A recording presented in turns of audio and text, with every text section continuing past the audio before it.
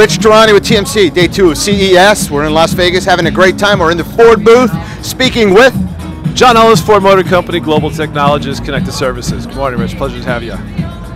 It is awesome to be in your booth, so tell me a little bit about what you're showing here. So this week is a big week for Ford Motor Company. We announced that we're a software company and that we're focused on developers. On Monday morning, Monday afternoon, our CTO said that we've been customer focused for years and now it's time to also be developer focused. So we're proud to announce developer.ford.com. It's an open program for developers worldwide to bring their cool ideas and innovations and start hacking our car. Now that's great. Last year I think there were, my memory serves, there were about 12 apps or something like that. I remember maybe Bloomberg was one of the ones that, or NPR had launched right when I got here to your booth. And so now what you've done is you've opened it up and you want to have a lot more developers. That's the point. Absolutely. So the last couple of years, so in 2007, we introduced Sync, which is the basic technology that allows you to voice control, bring in devices, phones or MP3 players. In 2010, we announced the intent to actually bring the sweetness of Sync to third-party developers with software APIs called AppLink. In 2011, we actually launched with partners, Pandora, Stitcher, and iHeartRadio. Between then and now, we've been going in what's called a closed beta. We've been working with partners one-on-one to validate, verify, and understand the program, what the developers needed, and what we could do to provide it to be a self-servicing resource. This week, we announced 9 additional partners. You mentioned NPR. We've also brought up USA Today, Wall Street Journal Live, Amazon Cloud Player. Really pleased about that. First ever with them.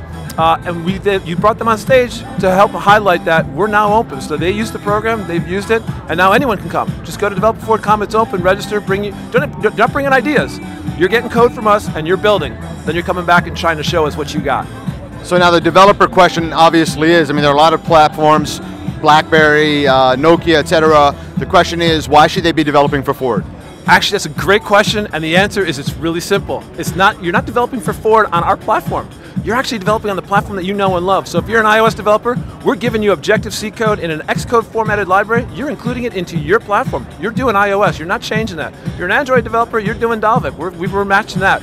We were doing BlackBerry in the earlier releases. We're waiting for BlackBerry 10 to come up, and then we'll wait for other smartphones to come up. You build your app on your smartphone. We give you the APIs to connect to the head unit, the car, and to talk with the car. So you don't get a new platform. You get new libraries, which you already know how to use. From the standpoint of libraries, we teach you what the APIs actually do, but you're building for platforms that you know and work with today. So that's fantastic. That makes it really easy to develop. Now the question becomes revenue generation. There's a few different models. Some companies will charge for the app. Some will possibly show ads. Some will charge within the app. What's your stance on all those areas? So from Ford's standpoint, we're first and foremost a car company. We sell vehicles. And what we've determined is that our customers are cell phone users. They're mobile device users, smartphone users. For us, it's a value proposition to make sure that their phone is properly usable in our cars. That's how it helps us sell more cars. So that's our focus. Because of that, we're not charging for this program. This program is completely free of charge for the developer. You will start, finish, and end with not a dollar spent on your pocket with respect to our program. We do have opportunities to upsell your stuff with us and all that. We can talk about that later. You go to developer.ford.com and find out. But it's no charge at all. As for the business models that the mobile app providers have, hey, they're your customers as well. So we're assuming that you got a business. You're going to be a business responsible entity. You're not trying to piss off your customers. You're not trying to bug us. It's cool. We're not going to charge. That's not the point of the program. We're trying to sell cars. Excellent. So what else should we know about what Ford is announcing this week? There's a couple different things around the booth here. One of the cool things we're announcing is EcoBoost technology, which again, it's been out for a while, but now it's been enhanced, which is part of new motor technology. Over in the corner of the booth there, if you get a chance, is My Energy Lifestyle. Bill Ford, for many years, has been a huge advocate of the green lifestyle. He's been very conscious as a good corporate citizen about how you consume resources in the world. To that end, we've done partnerships with a number of standard consumer-oriented focus. Cars are a consumer device. Yes, it's a big device, but it's a consumer device. Not quite like a washing machine, but you got washing machines, dryers, refrigerators, and so the industry is getting together to try and figure out a way to bring the concept of green from home to car and integrate them close. So there's My Energy Lifestyle. And then we're announcing that, again, the developer program is the key focus of this launch, so it's kind of cool. At that show on Monday, a car company, 110-year-old car company, stood up, the CTO, the VP of engineering, and the group behind them, and we didn't once talk about a car for an hour. We talked about developers and software. That's how important this is for Ford Motor Company. It's very exciting and also shows how strong consumer electronics has become in terms of just merging with virtually every other market that's out there. It just seems like no matter what you do, if you're not on top of apps and you're not on top of the latest technology, you're going to miss this tsunami that's taking place in the market.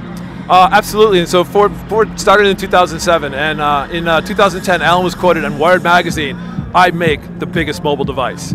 And so we are recognized. We are the face of mobility. We are absolutely the epitome of mobility. We've had the longest-standing mobile device in the world. We're longer than Motorola. We're longer than the LGs and the Samsungs. So we welcome their competition, by the way.